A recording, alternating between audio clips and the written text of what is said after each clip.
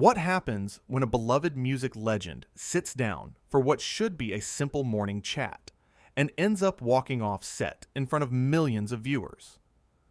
In just 49 seconds of one single comment, a respected television host managed to turn a friendly interview into the most uncomfortable moment in daytime television history. This is the story of how Lorraine Kelly pushed Cliff Richard too far. The morning started like any other on the set of Lorraine Kelly's talk show. The studio was bright and warm, filled with the kind of energy that morning television thrives on. Cliff Richard, the legendary singer with a career spanning decades, walked onto the set with his trademark smile. He waved to the audience, who erupted in applause. He was there to talk about his latest music project, a compilation album celebrating his extraordinary journey through the music industry. Lorraine Kelly sat across from him, flanked by her regular panelists. To her left was Martin, the show's entertainment correspondent, a man known for his quick wit and sometimes cutting observations. To her right sat Jennifer, the lifestyle expert who usually kept things light and breezy. Behind them, the production crew worked quietly, cameras rolling, capturing every moment for the live broadcast. The interview began pleasantly enough. Lorraine smiled broadly and said, "Cliff, wonderful to have you here. You look fantastic as always." Cliff nodded graciously. "Thank you, Lorraine. It's lovely to be here." "So tell us about this new album," Lorraine continued, leaning forward in her chair. "It must be quite something to look back over such a long career." Cliff's eyes lit up as he spoke. "It really is. You know, when I started putting this collection together, I was amazed at how many memories came flooding back. Each song represents a different chapter of my life, different moments with fans, different places around the world." The audience listened attentively. This was the Cliff Richard they loved, warm and genuine, sharing stories from a life well lived. Martin chimed in from the side. "You've sold over 250 million records worldwide. That's an incredible achievement." "I've been very fortunate," Cliff replied humbly. "I've had the most wonderful fans who've supported me through everything." It was at this moment that Lorraine's tone began to shift. Her smile became slightly tighter, her posture more rigid. "Yes, speaking of everything," she said, her voice taking on an edge that hadn't been there before. "You've certainly been through a lot, haven't you?" Cliff sensed the change, but maintained his composure. "Well, yes, we all go through ups and downs in life." "Some more than others, though," Lorraine pressed, her eyes narrowing slightly. "I mean, let's be honest, your reputation took quite a battering." The studio fell silent. Even the audience seemed to hold their breath. This wasn't the light morning chat they'd been promised. Cliff's smile faded slightly. "Lorraine, I thought we were here to talk about the music." "Oh, we are, Lorraine said, waving her hand dismissively. "But you can't expect us to just ignore the elephant in the room, can you? Our viewers are intelligent people. They remember what happened." Jennifer, the lifestyle expert, shifted uncomfortably in her seat. She glanced at Martin, who looked equally uncertain about where this was heading. Cliff's voice remained calm but firm. "What happened, Lorraine, is that I was completely exonerated. Completely.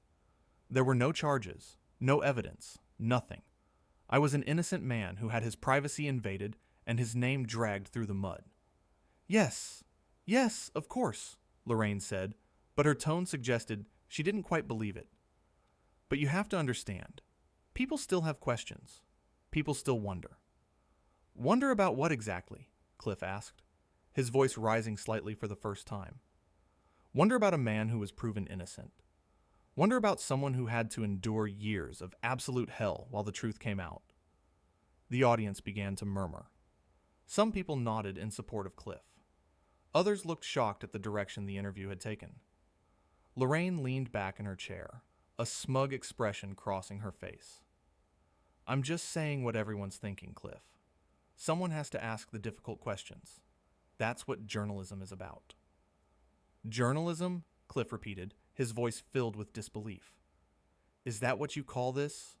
Dredging up painful memories and casting doubt on someone's innocence. That's journalism to you? Martin tried to intervene. Perhaps we could talk about the new single. I hear it's already climbing the charts. But Lorraine wasn't finished. She held up her hand to silence Martin and focused her attention back on Cliff. Look, I'm not saying you're guilty of anything. I'm simply pointing out that where there's smoke, there's usually fire. The studio gasped. Jennifer's mouth dropped open. Even Martin looked horrified at what Lorraine had just said. Cliff's face went pale, then flushed red. His hands gripped the arms of his chair. I cannot believe you just said that.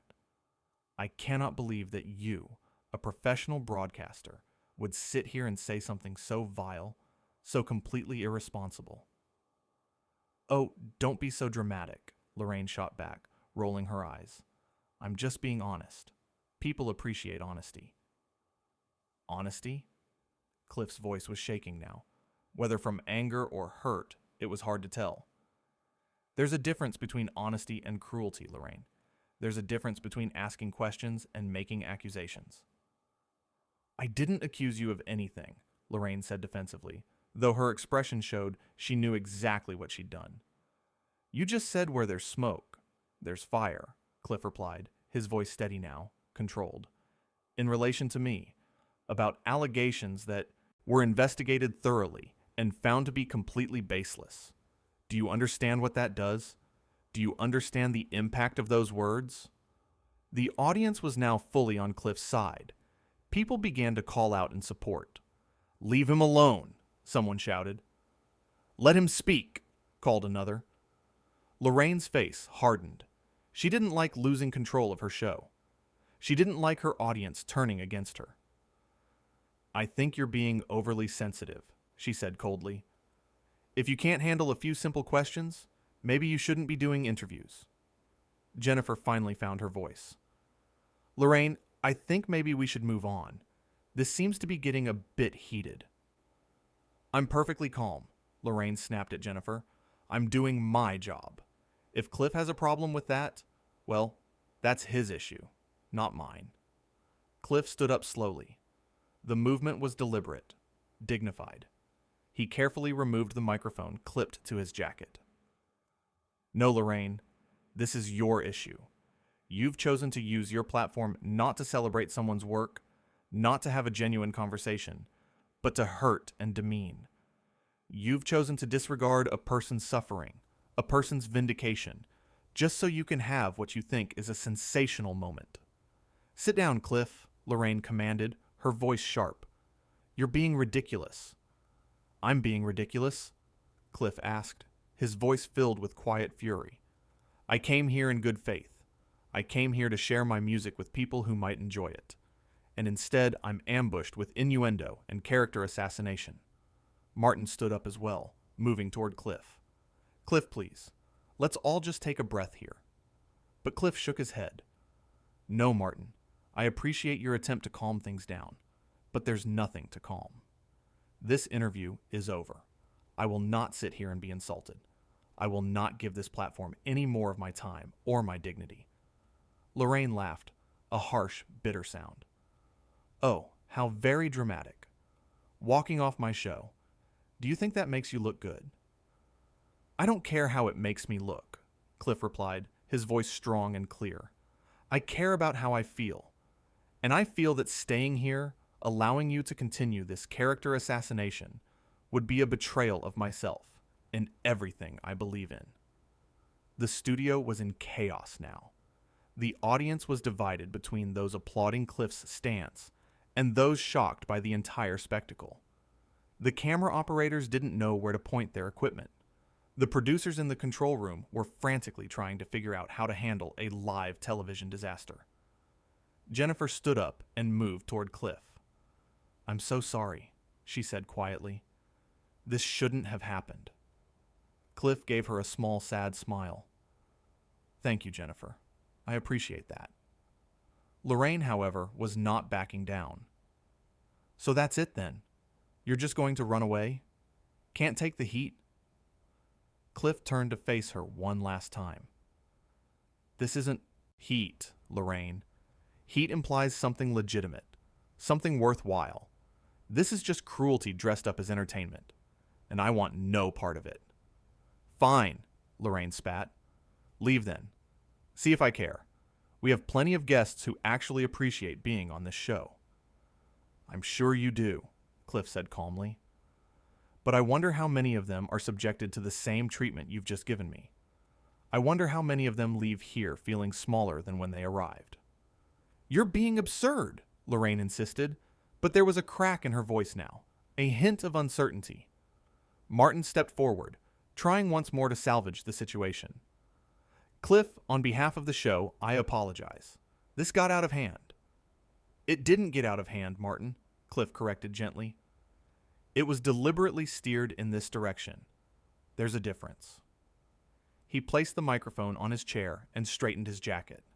The audience watched in stunned silence as this beloved figure prepared to leave. You'll regret this, Lorraine called out, her voice desperate now. Walking off my show. Everyone will be talking about this. You're right, Cliff agreed. They will be talking about it, but not in the way you think. They'll be talking about how a host abused her power, how she used her position to bully a guest, how she chose sensationalism over decency. I was just doing my job, Lorraine shouted, standing up now, her composure completely gone. Then you need a new job, Cliff said simply. Because what you did here today, this isn't journalism. This isn't entertainment. This is just mean. The audience erupted in applause. They were standing now, supporting Cliff, showing Lorraine exactly what they thought of her behavior. Jennifer was crying quietly, embarrassed to be associated with what had just transpired. Martin stood between Lorraine and Cliff, unsure of what to do, caught between his loyalty to the show and his obvious sympathy for the guest. Don't you dare walk out of here, Lorraine demanded, her face red with anger and humiliation. I'm not finished with this interview. But I am, Cliff said firmly. I'm finished with this interview. I'm finished with this conversation. And I'm finished with giving people like you the power to hurt me. He turned toward the studio exit. The cameras followed him, capturing every step of his dignified departure. Security! Lorraine called out. Stop him! But no one moved. The security staff, the crew, everyone in the studio seemed to understand that Cliff Richard was well within his rights to leave. This is my show! Lorraine screamed, losing all pretense of professionalism. Mine! You don't get to just walk out. Cliff paused at the edge of the set and turned back one final time. Actually, Lorraine, I do. That's the thing about respect. You can't demand it. You have to earn it. And you just lost mine, along with a good portion of your audiences, I suspect. The audience applauded again, louder this time. Some people were booing Lorraine now, their disappointment and anger clear. Get out then, Lorraine yelled. Go on, get out. You washed up has been. The words hung in the air, ugly and venomous. Even Lorraine seemed to realize she'd gone too far. She looked around at the shocked faces, at Martin's horrified expression, at Jennifer's tears, at the audience's disgust. I didn't mean that, she said weakly. He provoked me. But Cliff was already gone. He'd walked off the set with his head held high, refusing to dignify Lorraine's final insult with a response. Martin sat down heavily in his chair. Lorraine, what have you done? I was just trying to get a good interview, Lorraine said, but her voice was small now, defeated.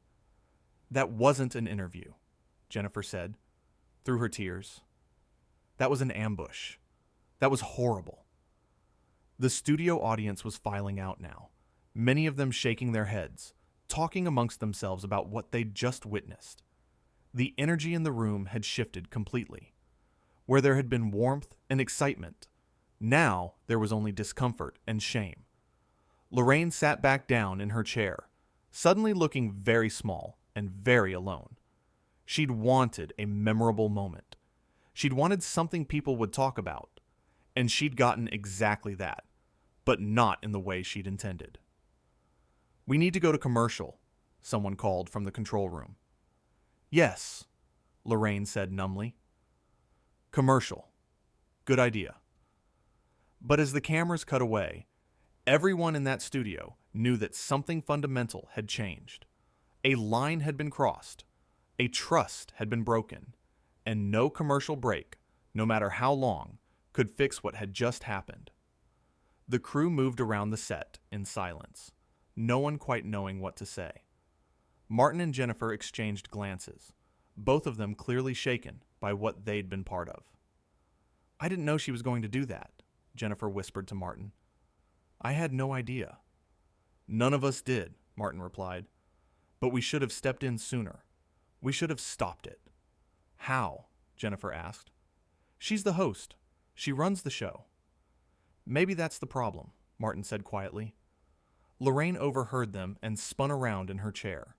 "I can hear you, you know. I'm right here." "We know," Martin said, meeting her eyes. "That's why we're saying it." "You're supposed to be on my side," Lorraine said, her voice breaking slightly. "We are on your side," Jennifer said gently. "That's why we're telling you that what just happened was wrong. Friends tell friends the truth." "He was being difficult," Lorraine insisted, but even she didn't sound convinced anymore. "He was being human," Martin corrected. "He was being someone who'd been hurt and who didn't want to be hurt again. And instead of respecting that, instead of showing compassion, you attacked him." "I was doing my job," Lorraine repeated, but the words sounded hollow now. "No," Jennifer said firmly. "Your job is to make guests feel welcome. Your job is to have interesting conversations. Your job is to entertain and inform. What you did to Cliff Richard was none of those things." A producer rushed onto the set, headset on, clipboard in hand. "We're back in 30 seconds. Lorraine, what do you want to do?" Lorraine looked at the producer, then at Martin and Jennifer, then at the empty chair where Cliff Richard had been sitting. "I don't know," she admitted. "You need to say something," the producer urged. "The phones are ringing off the hook. People want answers." "Tell them," Lorraine started, then stopped. Tell them I don't know what to tell them." 10 seconds," someone called out. Martin leaned toward Lorraine. "Apologize," he said urgently. "Just apologize." "But he walked off my show," Lorraine protested weakly. "Because you gave him no choice," Jennifer said. The red light on the camera blinked on. They were live again. Lorraine stared into the camera, her usual confidence completely absent.